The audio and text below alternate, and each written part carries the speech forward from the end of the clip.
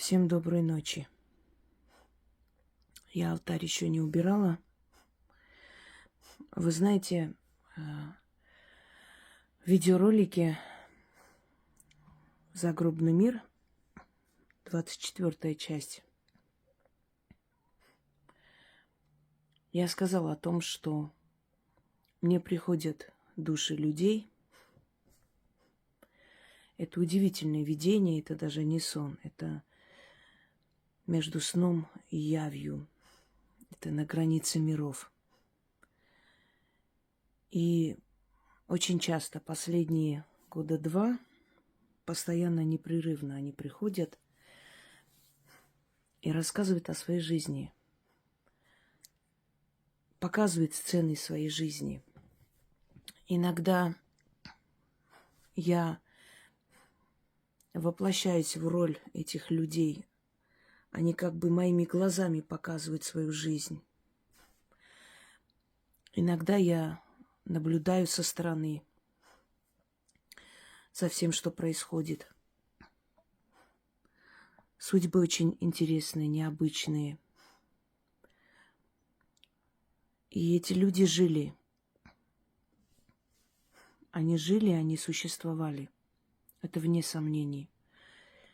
И я поняла, что они хотят какого-то внимания к себе. Может, чтобы о них сказали.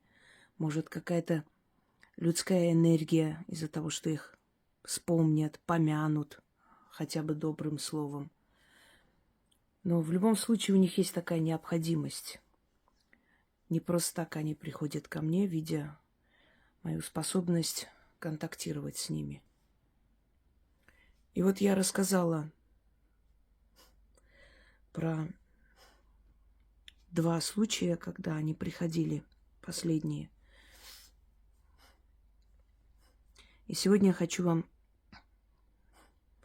рассказать еще про одну душу, которая пришла ко мне. Зовут ее Фатима.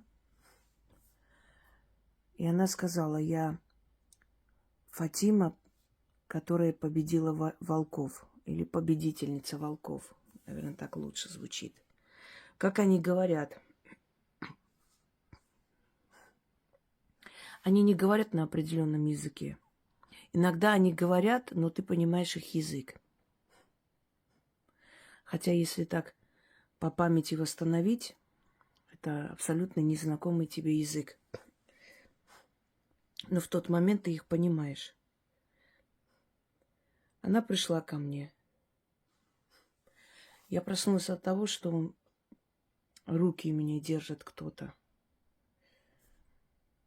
Это было в таком состоянии, полусон, полуявь, словно навалились на мои руки. Я всегда, когда сплю, складываю руки назад.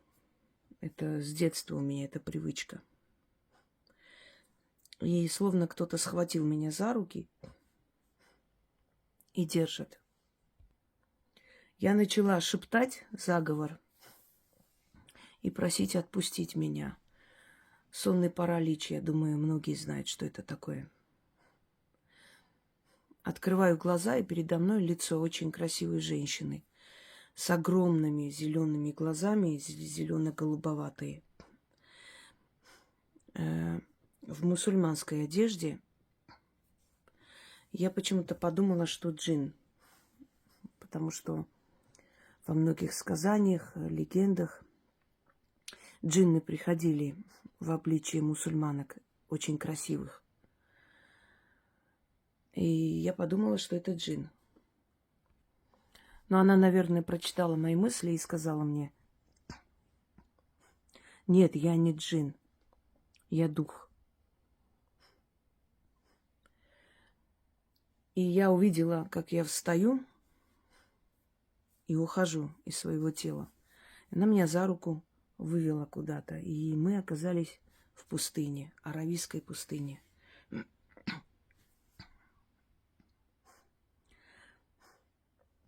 Она сказала: я Фатима, победительница волков.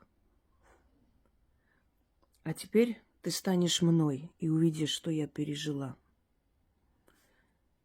И вдруг я себя почувствовала Фатимой, той самой. Я увидела себя, что я — это она. Но я понимаю, что я вижу ее глазами. Ее чувства, ее мысли. Все я прочувствовала. И я оказалась на рынке. Я иду по рынку, а рядом со мной идет красивый парень. Я понимаю, что это мой сын. Зовут его Али. И мы с ним вместе идем. Я даю ему указания, что нужно купить, что нужно взять. Мы заходим в большой дом. Он скромно обставленный, но видно, что хозяйка этого дома живет неплохо. Везде сундуки, значит, книги какие-то. Не могу сказать, какой век, но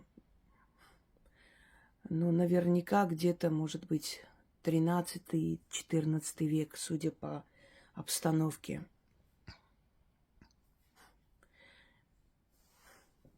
И я понимаю, что это Ливан.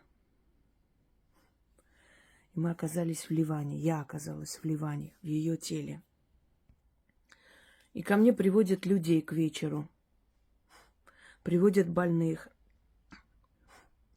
Я кого-то заговариваю. Лечу, какие-то снадобья, значит, готовлю, отдаю. Приводят детей, приводят одержимых. Я начитываю суры из Корана и... Нет. Да, скорее всего. Но если это сура из Корана, может быть, чуть позже век. Ну, примерно, да, наверное, 13-14 век, где-то так. И в какой-то момент приходит мужчина. Начинает просить, падает на колени, умоляет, чтобы я пошла к ним домой и спасла его жену, которая одержимая, которую он закрыл в комнате. Я иду к ним домой, и когда я подхожу к этой комнате, мне голос говорит: не спасай ее, она страдает за дело. Она задушила своего первого ребенка, она должна страдать, не спасай ее, иначе тебе будет плохо. Но мужчина очень просит, говорит, что тогда на нее тоже безумие какое-то нашло, что она очень каялась после этого, что у них дети, что он очень любит свою жену и умоляет, просит. А голос джинна, который мучает ее в этой комнате, где она неистово кричит, орет, бьется о стены, царапает. Слышно, как хрустят просто стены. Пытается выйти, бьется, значит, ногами о дверь. Джин говорит мне в роли Фатимы: не спасай ее, она за дело страдает. Я отворачиваюсь и ухожу. Но этот мужчина начинает молить, умолять, просит, заклинает Богом, всеми святыми, чтобы я помогла его жене. И вот эта вот борьба заканчивается тем, что я уже теряю терпение, открываю дверь, и эта женщина, видя меня, с диким криком бросается на меня, волосы взъерошенные, ужасное лицо, обезображенное, вся расцарапанная, полуголая, и, значит, скривленными таким выражением лица. Видно, что она не в себе.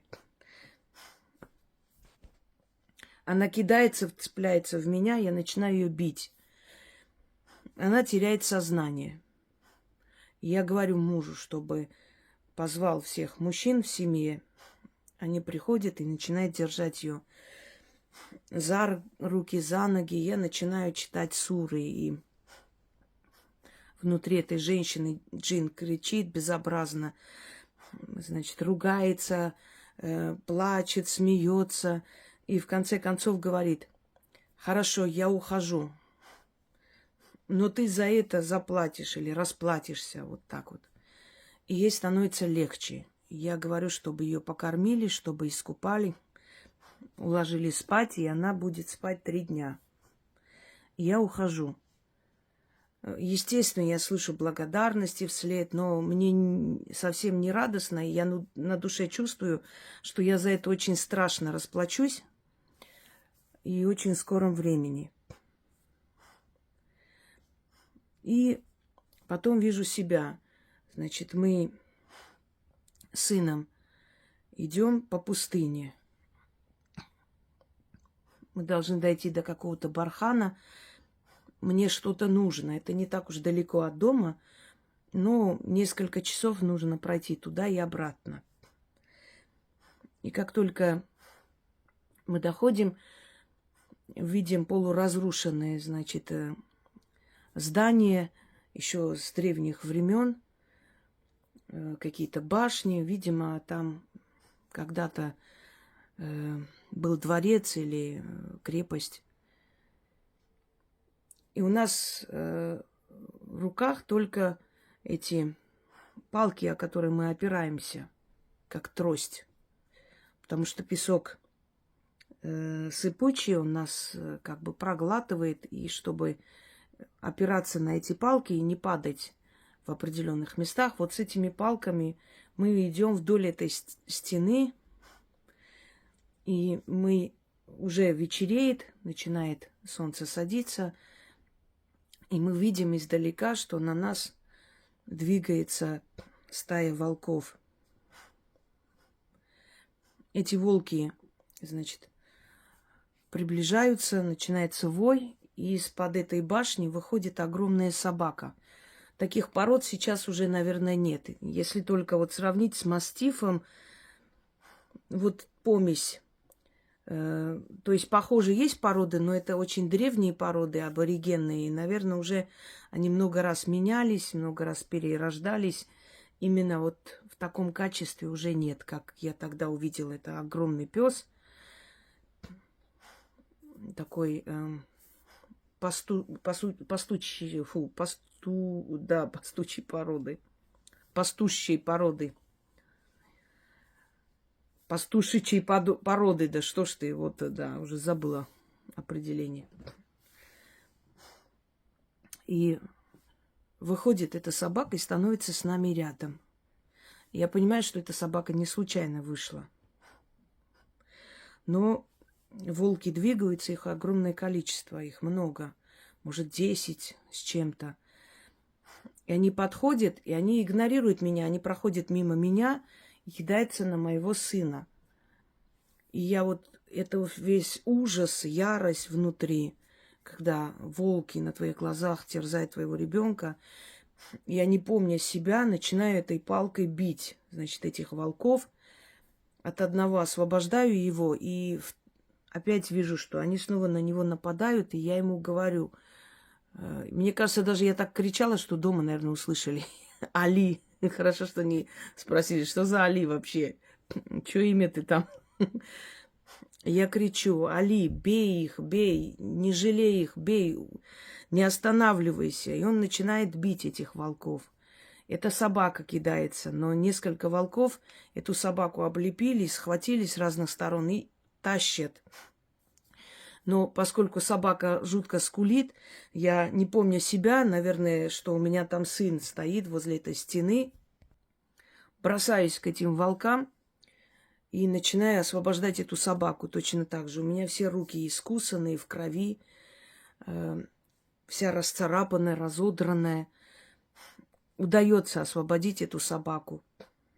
Значит, оттаскиваю ее назад, становимся становимся возле стены. Эта стена прикрывает нам спину. И бьем без устали этих волков. И вдруг какой-то голос мне говорит, тот голос, который говорил тогда, когда я эту женщину спасала, он говорит: тебе же сказали, не помогай ей, она должна была страдать. Вот теперь страдай сама. Я начинаю громко читать молитвы, различные заговоры, покорение шайтанов и джиннов. И вдруг я понимаю, что эти волки либо устали, либо поняли, что не могут нас оттуда оттащить от стены, или, может быть, отступают, чтобы по новой напасть. они как-то скуля отходят в сторону, визжат, отходят в сторону от этих ударов. И мы начинаем вот так вдоль стены, трогая эту стену руками, значит, ощупывая где-нибудь там дверь или какое-нибудь место. Я понимаю, что собака же откуда-то вышла. Я хватаю своего сына, того, кто есть там, за руку и начинаю его вести вдоль стены к тому месту, где вышла собака. И мы внезапно заходим через какую-то разваленную дверь, щель, заходим в эту башню. И быстро раненые, разодранные все втроем поднимаемся по этим ступенькам в какую-то полуразрушенную комнату и закрываем дверь и подпираем чем-то там доски, которые валялись, мы подпираем эту дверь. И садимся, уставшие, значит, опускаемся на пол, на эти камни, там каменный пол, чтобы отдышаться. И слышим такой жуткий вой. Понимаем, что волки поднялись за нами и начинают корябать, царапать дверь. И вот всю ночь нам приходится быть начеку и слушать, и, значит, по очереди спать, чтобы эту дверь они не открыли. Мы стережем эту дверь.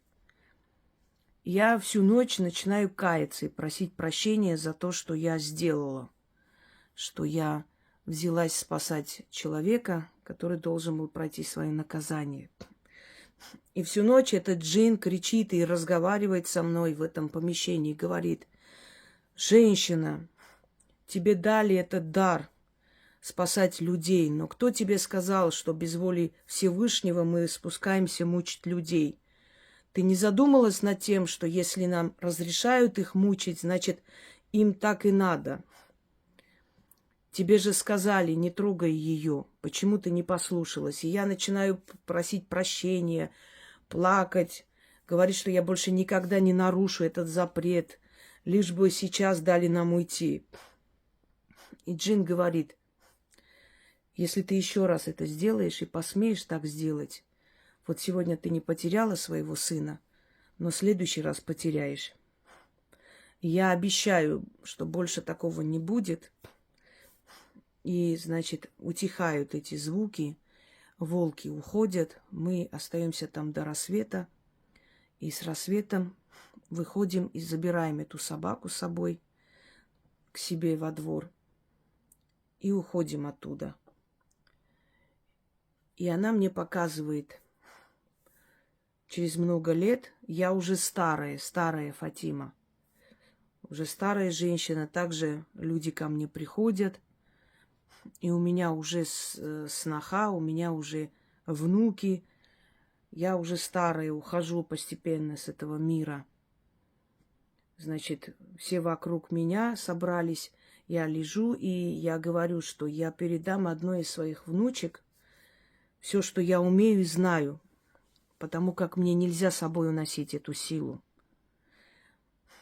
И говорю ей: Алима, вот имя, такая черноволосая, черноглазая, красивая девочка. И я говорю: Алима, запомни, если тебе скажут или ты почувствуешь, что нельзя помогать этому человеку, что он должен страдать, никогда не переступай через запрет, иначе потеряешь самых дорогих. Но поскольку город уже узнал о том, что было с нами, потому что мы шли все разодранные, разорванные, и люди узнали, что мы с волками бились всю ночь, то имя ей, Фатиме, дали Фатима, победившая волков. Я не знаю, почему ее душа пришла ко мне, показала свою жизнь, кем она была, как она жила, как она ушла с этого мира, и какое предупреждение она мне давала в жизни. Но это удивительная история. И если вы не против, и вы хотите его, потому что внизу попросили, почему бы нет, расскажите, потому что это интересно знать, что за люди жили до нас. Они также любили, страдали, они также были живые люди, как мы с вами. Я время от времени расскажу там, когда эти души будут приходить. И они будут приходить еще больше, потому что они поняли, что они обратили на себя внимание. Я-то знаю. Вот вам история одной ливанки по имени Фатима, живущей где-то в XIII веке, близ Аравийской пустыни или Ливанской пустыни, ну, это так образно называемой Аравийской пустыни, которая, я так понимаю, исцеляла людей и заговаривала людей, но которая из-за одной ошибки чуть не расплатилась жизнью своего единственного сына. Ушла она довольно очень таком преклонном возрасте. Жила в таком уважении, и имя ее осталось. Может быть, когда-то где-то кто-то услышит в тех краях о такой Фатиме, кто его знает. Я лично нигде не читала и не слышала о такой женщине. Но вдруг может быть такое. Может, именно она и пришла. Не буду загадывать. Но, собственно, вот еще одна история еще одной души, которая захотела показать мне, как она жила на этой земле, кем она была и как она ушла. Всем удачи!